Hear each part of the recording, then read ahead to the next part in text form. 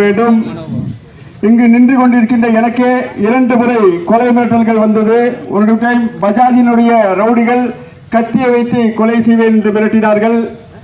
சமீப காலமாக ஒரு கிரிப்டோ கரன்சி மோசடி பேர்வழிக்கு எதிராக ஒரு நபருக்கு உதவி செய்தேன் என்று ஒரு ரவுடி சரவணகுமார் என்பவன் 2 கிலோ வெடிமருந்து போட்டு என்னை கொலை செய்வேன் என்று மிரட்டினான். திருப்பூர் காவல்துறை எனக்கு பாதுகாப்பு கொடுத்தது. ஆனால் அதே போன்று தமிழகத்தினுடைய அனைத்து காவல்துறையும் தலைவர்களுக்கு பாதுகாப்பு கொடுக்க வேண்டும். எங்களை போன்ற தலைவர்கள் படுகொலை செய்யப்பட்டால் மக்களுக்காக போராடக்கூடிய தோழர்கள் இல்லாத சூழ்நிலை ஏற்படும்.